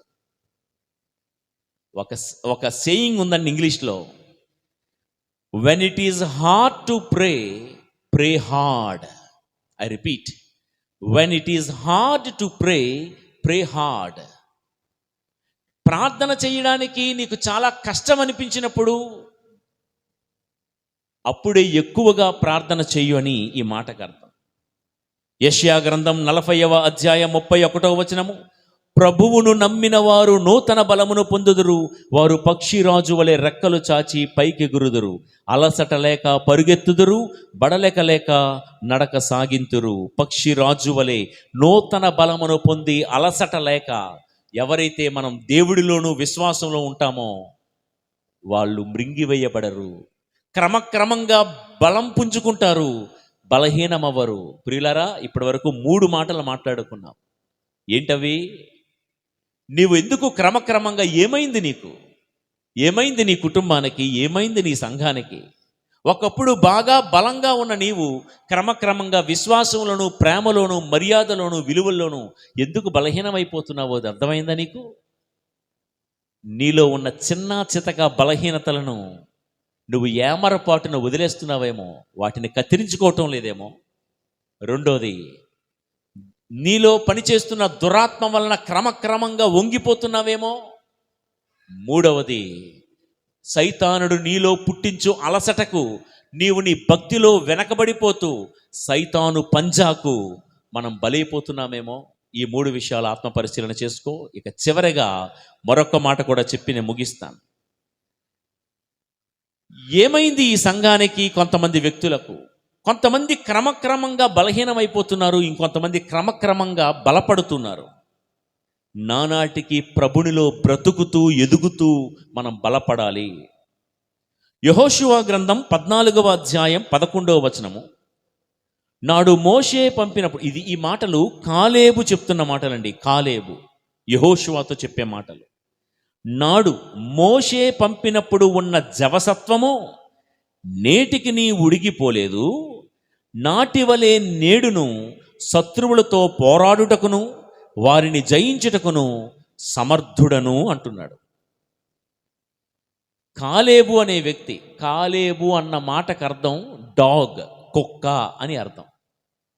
కాలేబు అన్నవాడు యెహోషువతో మాట్లాడుతున్న ఈ సమయంలో కాలేబు వయసు ఎంతో తెలుసా అండి? 80 సంవత్సరాలు. అయితే 80 సంవత్సరాల వయసున్న ఈ ముసలాయన యెహోషువతో మాట్లాడుతూ ఏమంటున్నాడంటే, నాడు మోషే 12 మంది వేగుల్ని పంపించినప్పుడు ఈ కాలేబు కూడా ఒకడు. మోషే గారు నన్ను ఎలాగైతే నాకు అప్పుడు 40 ఏళ్ళు మోషే గారు నన్ను పంపించినప్పుడు 40 ఏళ్ల క్రితం పోరాడుటకు నాలో ఎంత సమర్థత, ఎంత సత్తువ అయితే ఉందో, ఇప్పుడు నాకు 80 ఏళ్ళు, నేను ముసలోణ్ణి, వృద్ధుణ్ణి అని నన్ను పక్కన పెట్టేకండి. అప్పుడు ఎంత కెపాసిటీ ఉందో ఇప్పటికీ కూడా నాలో అంతే కెపాసిటీ. అప్పుడు దేవుడి కోసం ఎలా బ్రతకానో ఇప్పుడు కూడా దేవుడి కోసం అలాగే బ్రతకగలను, అలాగే పోరాడగలను. అవసరమైతే అప్పుడు చావుకు తెగించి దేవుడి కోసం కథన రంగంలో పోరాడినట్లు ఏజ్ డజంట్ మ్యాటర్. నా వయసు నాకు అడ్డు కాదు. 80 ఏళ్లలోనూ 40 ఏళ్లలో ఎంత భక్తి ఉందో, ఎంత విశ్వాసం ఉందో, ఎంత సామర్థ్యం ఉందో, ఎంత సమర్థత ఉందో, అంతే సమర్థత ఈ 80 ఏళ్లలో కూడా నేను చూపించగలనని కాలేబు చెబుతున్న మాటలండి. భారతదేశంలో క్రైస్తవ విశ్వాసంలో జీవిస్తున్న నా ప్రియ సహోదరి సహోదరులారా, 40 ఏళ్ళు 50 ఏళ్ళు వస్తే చాలు మనకు మనమే అనేసుకుంటాం, నేను ఓల్డ్ మ్యాన్, ఇక నా వల్ల ఏం కాదు, ఇక ఏముంది రోజు గుడికి వెళ్ళి రావడం, ఇక నేనేం చేస్తాను, చేసేసేదంతా చేసేసాను కదా, నా బరువు బాధ్యతలన్నీ అయిపోయాయి కదా అని అనుకుంటామే కానీ దీనికి రంగు వేయడం మానం అనుకోండి, అది వేరే సంగతే. నా ప్రియ దేవుని బిడ్డలారా, కాలేబు విషయంలో ఆయన అంటున్న మాట ఏంటంటే 40 ఇయర్స్ ఏజ్లో నేను దేవుడి కోసం ఎలా నిలబడ్డానో ఇప్పటికీ 80 ఇయర్స్ ఆఫ్ ఏజ్లో కూడా అలాగే నిలబడగలను. అంటే అప్పట్లో ఎంత భక్తి ఉందో ఇప్పట్లో కూడా అంతే భక్తి ఉందని. ప్రియులారా, ప్రభుని నమ్మిన ఆరంభ దినాల్లో ఉన్న ప్రేమ, భక్తి, సేవ అంతే దృఢంగా ఉండాలి. నాటి భక్తి, నాటి అంకిత భావం నేటికి కొనసాగాలి. చాలాసార్లు I'm sorry to use this word, చెట్టు పేరు చెప్పి పళ్ళు అమ్ముకునే రకంగా ఉంటుందండి. మా ఊరు అంత గొప్పది, ఊరు పేరు చెప్పి నువ్వు ఎన్నాళ్ళు బతికేస్తావు, నీ బట్టి ఊరికి మంచి పేరు రావాలి కదా. నిజమే, మన ఊరిలో పూర్వం రోజుల్లో మహానుభావులు, పుణ్యపురుషులు, పుణ్యస్త్రీలు ఉన్నారు. వారిని బట్టి మాది పలానా ఊరు, మాది పలానా విచారణ, మాది పలానా సంఘం అని గర్వపడుతున్నాం. కరెక్టే. నా ప్రియులకు దేవుని బిడలారా, ఆనాడు మన పూర్వీకులు ఆరంభ దినాల్లో చూపించినటువంటి ఆ భక్తి, అంకిత భావం నేడు మనం చూపించగలుగుతూ ఉన్నామా? నాడు ఎంతో బలంగా ఉన్న మన ఊరు, మన గ్రామ విశ్వాసం, మన సంఘం ఈరోజు ఇంత బలహీనమైపోవడానికి కారణం ఏంటి? ఈ మాటలు వింటున్న మనం, ఏమైంది నా ఊరికి, ఏమైంది మా పెద్దరికానికి అని ప్రశ్నించుకుంటే ఎంత బాగుండు ప్రియులకు దేవుని బిడ్డలారా. ప్రతిసారి కూడా దొంగ పోలీస్ ఆట ఆడుకుంటాం మనం చిన్నప్పుడు కదా. అంటే దొంగ ఏమో తప్పించుకోవడానికి ప్రయత్నిస్తాడు, పోలీసు ఏమో పట్టుకోవడానికి ప్రయత్నిస్తూ ఉంటాడు. ఇలా సేవకులమైన మేము విశ్వాసుల మీద, విశ్వాసులేమో సేవకుల మీద, ఒకరి మీద ఒకరు ఫిర్యాదులు చేసుకునేటానికే టైం అంతా పోతూ ఉంది. అలా కాకుండా నా మట్టుకు నాకు, నా కుటుంబానికి ఏమైంది అని ప్రశ్నించుకుంటే ఒక మార్పు అనేది జరుగుతుంది. చూడండి, కొరింథీయులకు రాసిన మొదటి లేఖ 3వ అధ్యాయము 2 నుండి 6 వచనాలు చదువుతున్నాను.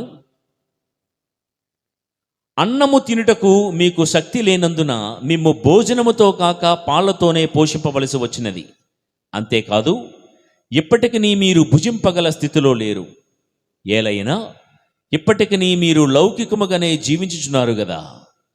అసూయాపరులై ఒకరితో ఒకరు కలహించుకొనుచుండుటచే ఇంకను మీరు లౌకికులుగాను మానవ మాతృలుగాను జీవించుచున్నట్లే గదా. ఒకడు నేను పౌలు అనుయాయుడను అని, మరి ఒకడు నేను అపోల్లో అనుచరుడను అని పలుకుచున్నప్పుడు మీరు లౌకిక వ్యక్తులుగా ప్రవర్తించుటలేదా? నిజమునకు అపోల్లో ఎవరు, పౌలు ఎవరు? మేము మిమ్ము విశ్వసింపజేసిన ఆ దేవుని సేవకులము మాత్రమే. ప్రతి వ్యక్తి దేవుడు వానికి అప్పగించిన పనిని చెయ్యును. నేను విత్తనమును నాటితిని, అపోల్లో నీరు పోసెను, కానీ దానికి పెరుగుదలను ఇచ్చినది దేవుడే. ప్రియులకు దేవుని బిడ్డలారా, ఇక్కడ ఈ మాటలు కొంచెం విందాం. మళ్ళా మీరు చదవండి ఆ మాటలు. ఇక్కడ పౌలు గారు కొరింథీ సంఘానికి చెప్తూ ఏం రాస్తున్నారంటే, ప్రతి సంఘంలోనూ 3 రకాల గుంపులు ఉంటాయండి. 3 బ్యాచ్లు అందాం. నెంబర్ 1, శరీర సంబంధులు ఉంటారు. శరీర సంబంధులు, వీరిని లౌకికులు అంటూ ఉంటారు.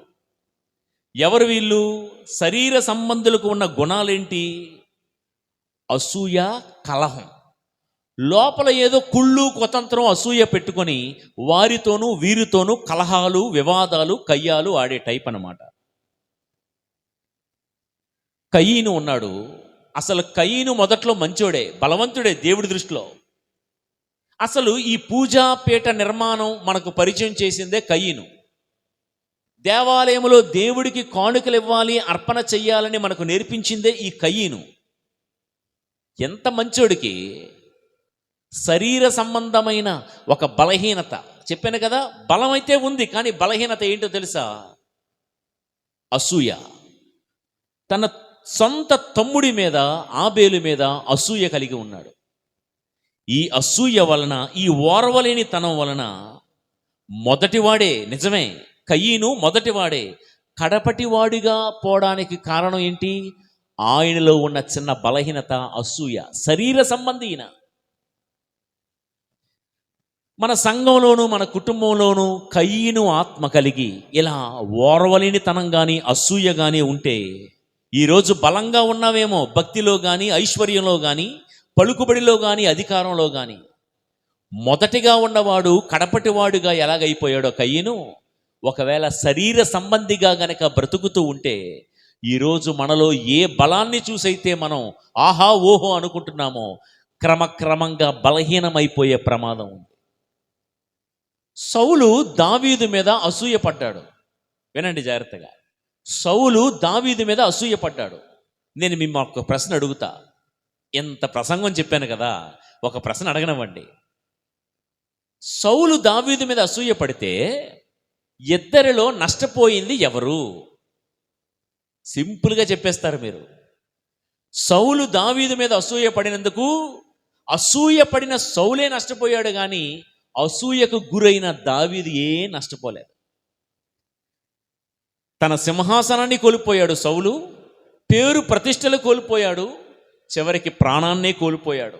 ఎంత తెలిసినా అసూయ పడకుండా ఉండంగా ఇన్ని ప్రసంగాలు విన్నా వెంటనే చూడంగానే అసూయ అనే కుళ్ళు మనలో పుట్టుకొస్తుంది. ప్రియులకు దేవుని బిడ్డలారా, కాబట్టి శరీర సంబంధులు ఎవరు?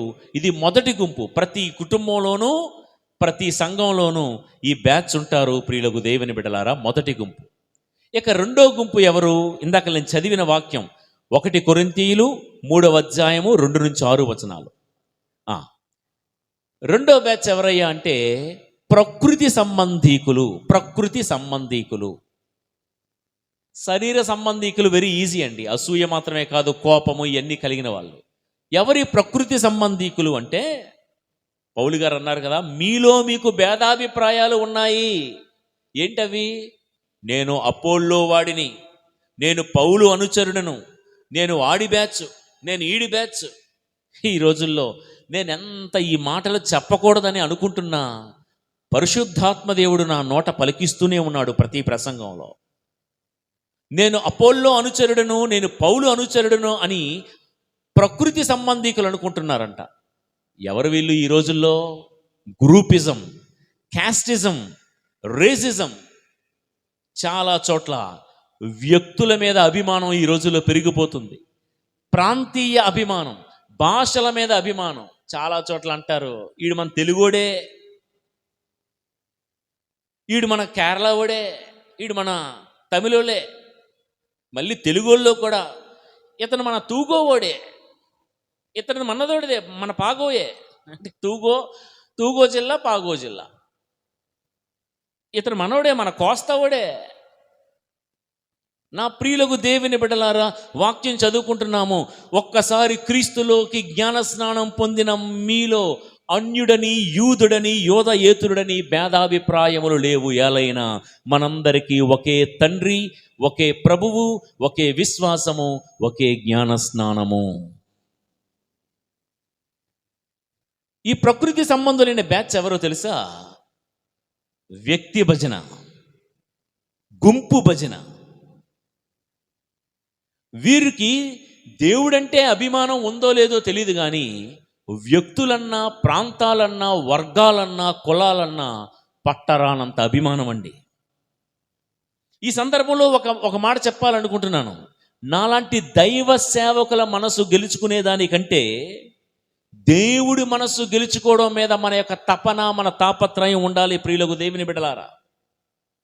నాలాంటోడు వెనకాతలు తిరిగితే ఏదో ఒక 4 రోకలు నీ చేతిలో పెట్టచ్చు, ఏదో నీకు కావలసినటువంటి అధికారము, హోదా, దర్పం నేను చూపించచ్చు. కానీ దేవుడి మీద మనసు పెడితే దేవుడు పరలోకమే నీకు ఇస్తాడు ప్రియులకు దేవుని బిడ్డలారా.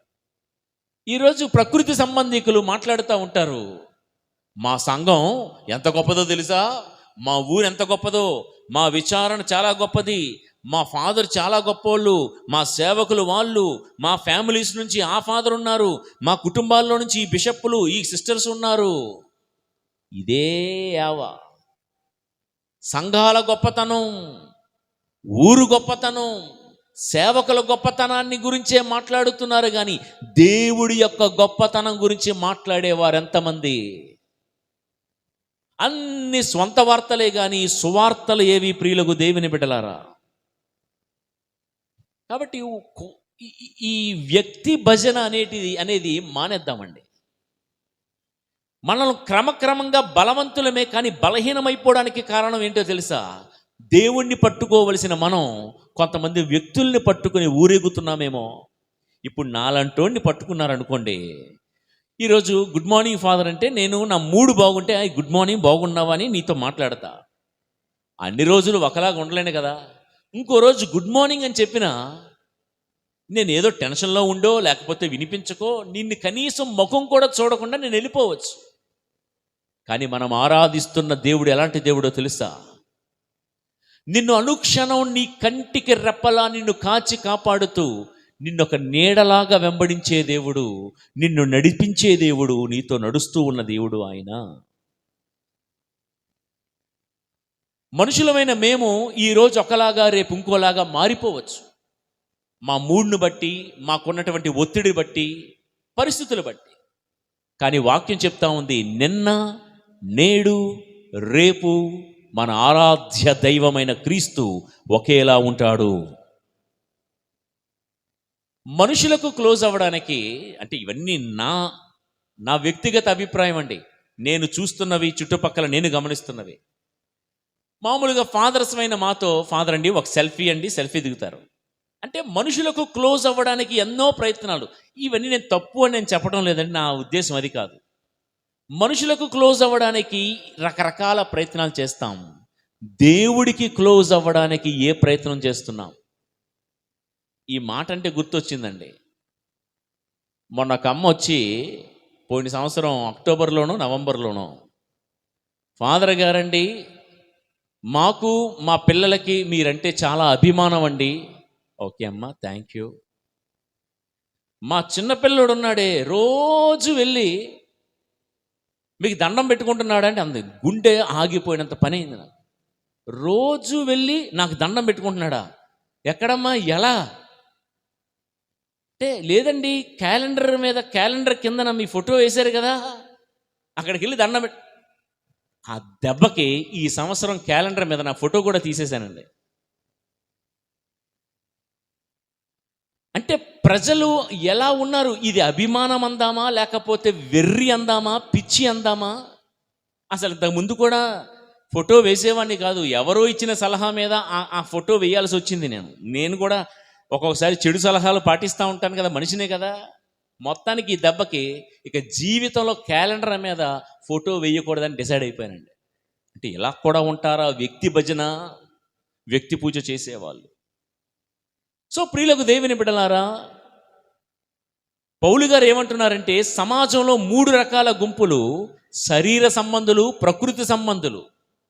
నేను ఆ బ్యాచ్, నేను ఈ బ్యాచ్ అని వ్యక్తుల వెనకాతల, కులాల వెనకాతల, వర్గాల వెనకాతల, బ్యాచ్ల వెనకాతల, గ్రూపుల వెనకాతల తిరిగే టైపు. వీళ్ళిద్దరి వలన, అంటే శరీర సంబంధులు, ప్రకృతి సంబంధుల వలన బలవంతుడు నీవు క్రమక్రమంగా బలహీనమైపోతావు. మూడో బ్యాచ్ కూడా ఉంది, ఆత్మ సంబంధీకులు. ఆత్మ సంబంధీకులు ఎవరు వీళ్ళు? పౌలు గారు ఏమంటున్నారు? అపోల్లో ఎవడండి, పౌలునైన నేనెవరండి? అపోల్లో నాటాడు, నేను నీరు పోశాను, వృద్ధినిచ్చేది దేవుడే అంటాడు. ఎవరి ఆత్మ సంబంధులు? అపోల్లోలాగా విత్తేవారిగా మనం ఉండాలి, నాటేవారిగా ఉండాలి. ఎంత వాక్యాన్ని వింటున్నారు, ఈ వాక్యాన్ని 10 మందితో షేర్ చేసుకోండి. ఈ వాక్యాన్ని 10 మందితో పంచుకొని, విన్న వాక్యాలు నువ్వు కాలేజీలో ఉన్నా, ఆఫీసులో ఉన్నా, మీ వీధుల్లో ఉన్నా, అపార్ట్మెంట్స్లో ఉన్నా, షేర్. వాక్యాన్ని విత్తేవారిగా ఉన్న వాళ్ళు ఆత్మ సంబంధికులు. అంతేగాని పలానా వాళ్ళు ఎలా ఆట కదా, అలా ఆట కదా అని పుకార్లు, గాలి కబుర్లు విత్తేవారిగా మనం ఉండకుండా, దేవుడి వాక్యాన్ని మనం ఎక్కడ కాపురం ఉంటున్నామో అక్కడ విత్తే వాళ్ళమై ఉండాలి. విత్తడం అంటే వెదజల్లుతాడు కదండి, రైతు విత్తనాలు వెదజల్లుతాడు. బైబిల్ గ్రంథంలో రాసి ఉంది ఏంటంటే, ఇస్సాకు విత్తిన ప్రతి విత్తనం బట్టి అతడు అభివృద్ధి చెందెను అని ఉంది. నూరంతల పంట పండెను అని ఉంది. ప్రియులకు దేవుని బిడ్డలారా, విత్తనాలు వెదజల్లాలి. అంటే నువ్వు సంపాదించుకుంది 10 రూపాయలైతే అందులో 1 రూపాయి దేవుడి సేవ నిమిత్తం వెదజల్లు.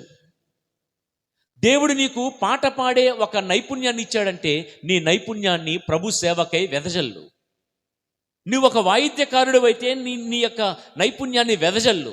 ప్రతిదానికి ఫాదర్ గారు డబ్బులు ఇస్తేనే మేము వాయిస్తాము, డబ్బులు ఇస్తేనే మేము పాట పాడుతాము, డబ్బులు ఇస్తేనే గుడి పని చేస్తాము, గుడికెళ్ళి పని చేస్తే మాకు ఒరిగేదేంటి, మాకు వచ్చేదేంటి, ఎలా అనుకుంటే నువ్వు ఆత్మ సంబంధిగా మారలేవు. ప్రియులకు దేవుని బిడ్డలారా, కాబట్టి అపోల్లో నాటాడు, మనం కూడా నాటేవారమై ఉండాలి. నాటేవారమై ఉండాలి. దేవుడు నీకు ఇచ్చిన ధనమో, నైపుణ్యమో, సమయమో దైవరాజ్యం కోసం వెదజల్లు. ఫైనల్గా మరి అపోల్లో నాటుతూ ఉంటే పౌలు గారు ఏం చేశారండి? నీరు పోసెను అని. నీరు పోసెను, నీరు పోయడం అంటే సేవ చేసెను, పరిచర్య చేసెను.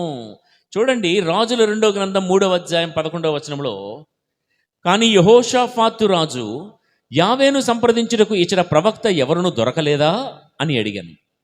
యెహోరాము సైనికోద్యోగి ఒకడు, షాఫాతు కుమారుడు ఎలీషా ఉన్నాడు. పూర్వము అతడు ఏలియాకు పరిచారకుడుగా ఉండేవాడు అని చెప్పాను. ఎలీషా ఏలియాకు పరిచారకుడు అంటే సేవ చేస్తూ ఉండెను అని. బైబిల్లో ఒక చోట ఏముందో తెలుసా? తన గురువు అయిన ఏలియాకు ఎలీషా మామూలుడు కాదండి. 12 అరకలు ఉన్నవాడు. 12 అరకలు, సుమారు 200 ఎకరాల భూస్వామి. ఈ భూస్వామిని పిలిస్తే గురువు గారి దగ్గరికి వచ్చి ఏలియాకు సేవ ఎలా చేశాడో తెలుసా? ఏలియా చేతులు కడుక్కోవడానికి ఒక సేవకుడుగా ఎలీషా తన చేతికి నీళ్లు పోసెను. అందుకేం జరిగిందో తెలుసా? గురువు గారు 9 అద్భుతాలు చేస్తే సేవ చేసిన ఎలీషా రెట్టింపైన అద్భుతాలు చేశాడు, 18 అద్భుతాలు చేశాడు. నీరు పోసే సేవకులముగా మనం మారాలి. దేవాలయానికి, సంఘానికి వచ్చిన ప్రతి ఒక్కరూ ఏలియా దగ్గర ఎలీషా ఎలాగైతే సేవలో నిమగ్నమైపోయాడో, ఏలీ దగ్గర సమూవేలు ఎలాగైతే సేవ చేస్తూ బ్రతికాడో, ఏదో ఒక పనిలో నిమగ్నమైపోతూ ఉండాలి, సేవ చేస్తూ ఉండాలి. నీరు పోసే వాళ్ళగా ఉండాలి అంటే కన్నీటి ప్రార్థన చేసే వాళ్ళముగా దేవాలయంలో ఉన్న ప్రతి ఒక్కరి కోసం ప్రార్థన చేయాలి. మీకు తెలిసిన కుటుంబం ఏదైనా, లేకపోతే ఎవరైనా వ్యక్తి గుడికి రాలేదనుకోండి, దేవాలయానికి రావటం లేదు. మామూలుగా ఈ రోజుల్లో మాట్లాడుకుంటున్న మాటలు ఏంటో తెలుసా? విశ్వాసులందరూ, ఈ ఫాదర్ ఎప్పుడు వెళ్ళిపోతాడో, గుడి నుంచి వెళ్ళిపోయిన వాళ్ళందరూ మళ్ళీ కొత్త ఫాదర్ వస్తే మళ్ళా గుళ్ళోకి వచ్చేయాలి. కొంతమంది మాలాంటి దగ్గర కూడా వచ్చి ఏం చెప్తారో తెలుసా? ఫాదర్ అండి, మీరు మా దగ్గరికి వచ్చేయండి. ఎవరెవరైతే వెళ్ళిపోయారో సంఘంలో నుంచి వాళ్ళందరూ మళ్ళీ గుడికి వచ్చేస్తారు. నువ్వేం చేస్తావు? ఇవన్నీ మెహర్బానీ కబుర్లండి. ఇవన్నీ గ్యాస్ మాటలు అంటాను నేను. దయచేసి ఈ మాటలు నాతో అన్నట్లుగా ఏ సేవకుడు ముందు కూడా అనకండి. ఏ ఒక గురువు వస్తేనో వెళ్ళిపోయినటువంటి గొర్రెలు మరలా తిరిగి వచ్చేవండి. నీరు పోసేవానిగా ఉండాలి పౌలులాగా, అంటే కన్నీటి ప్రార్థన. ఈ ఫాదర్ వల్లనే వాళ్ళ వల్లనే వీళ్ళ వల్లనే చాలామంది సంఘం వదిలిపెట్టి వెళ్ళిపోతున్నారని పెదవి విరిచి మాట్లాడే కంటే మోకాళ్ళుండి దేవాలయంలో, దేవా ఏమైంది నా గుడికి, మా దేవాలయానికి, మా విచారణకి, పలానా వాళ్ళు పలానా కుటుంబం దేవాలయానికి రావటం లేదు ప్రభువా, వారి మనసు మార్చు, వారిని మరలా ఆలయానికి రప్పించు అని ఏనాడైనా మోకరించి కన్నీటి ప్రార్థన చేశామా? దేవాలయంలో విత్తేవారముగా ఉండాలి, పరిచర్య చేసే వాళ్ళముగా ఉండాలి. అప్పుడు క్రమక్రమంగా బలహీనులమైన మనం బలవంతులుగా మారే అవకాశం ఉంది. ఇదండి ప్రియులకు దేవుని బిడ్డలారా, నాకు తెలుసు చాలా సుదీర్ఘమైనటువంటి ప్రసంగం. ఏమైంది ఈ సంఘానికి? ఇదే ప్రశ్న. ఈ తపస్సు కాలంలో అరే నాకేమైంది, నా కుటుంబానికి ఏమైంది, నా పిల్లలు చిన్నప్పుడు చాలా బాగా ఉండేవాళ్ళే, భక్తిగా ఉండేవాళ్ళే, మర్యాదగా ఉండేవాళ్ళే, ఎదుగుతూ ఎదుగుతూ ఉండగా ఏమైంది నా పిల్లలకు, ఏమైందో అర్థం కాని పరిస్థితిలో గనక మనం ఉంటే విన్న ఈ వాక్యాన్ని మళ్ళీ మళ్ళీ వినండి. ఈ 4 విషయాలు ఒకసారి దగ్గర పెట్టుకొని చూడండి. నిజమే, ఒకప్పుడు ఎంతో బాగా ఉండేది మా ఫ్యామిలీ, ఒకప్పుడు అందరం కలిసిమెలిసి ఉండేవాళ్ళం, ఎంతలో ఏమైంది? ఓహో, నాకెంత బలం ఉందో, నాకున్న చిన్న చిన్న బలహీనతలను కూడా నేను చూసి చూడనట్టుగా వదిలేశానేమో, బలహీనతలను పక్కనే చేర్చుకొని అలా అలా ఊరుకున్నానేమో, నా బలహీనతలే నన్ను మింగేశాయా? దేవా నాకు శక్తినివ్వవా? ప్రార్థన చేద్దాం. దేవుడి ఆత్మస్వరాన్ని వినాల్సిన నేను సైతాను యొక్క దురాత్మ నన్ను వంగిపోయేలాగా, కృంగిపోయేలాగా చేస్తే, సైతాను మాటలు విని నేను బలంగా ఉండాల్సిన వాడిని బలహీనుడినైపోయానేమో. దేవా, సైతాను కృంగదీసే ఆత్మలను వదిలిపెట్టి ధైర్యపరిచే నీ ఆత్మతో బ్రతికే వరమివ్వా. 3వది, నా భక్తి జీవితంలో సైతానుడు నన్ను అలిసిపోయేలాగా చేసి అన్ని విషయాల్లో వెనకబడిపోయేలా చేశాడు. దేవా, పక్షి రాజు రెక్కలకిచ్చినటువంటి బలం, శక్తి నాకు దయచేయవా. చివరిగా కాలేబు అన్నాడు, దినదినము నేను శక్తిలో ఎదుగుతూనే ఉన్నాను. 40 ఏళ్ల వయసులో ఉన్న శక్తి 80 ఏళ్లలో కూడా క్రీస్తు కోసం నేను నిలబడగలను అన్నాడు. నన్ను శరీర సంబంధిగానో ప్రకృతి సంబంధిగానో నన్ను మార్చకుండా ఆత్మ సంబంధిగా దినదినము నువ్వు కోరుకున్నట్లుగా 30దంతులుగాను, 60దంతులుగాను, 100అంతలుగాను నేను బలాన్ని పొంది పూర్వము ఉన్న దానికంటే మరింత భక్తి విశ్వాసాలతో జీవించు వరము నాకు దయచేయు తండ్రి అని మనం ప్రార్థన చేద్దాం. ఈ ప్రార్థన దేవుడు అంగీకరించి మనందరి బ్రతుకును ఆశీర్వదించి మార్చుదురుగాక. ఆమేన్. ప్రభువు మీతో ఉందురుగాక, మీ ఆత్మతో నుండునుగాక. సర్వశక్తి గల సర్వేశ్వరుడు పిత, పుత్ర, పవిత్రాత్మ దేవుని దీవెనలు సర్వవేళలందును మీకు తోడై ఉండి మిమ్ము నడిపించి బలపరిచి కాపాడునుగాక. ఆమేన్.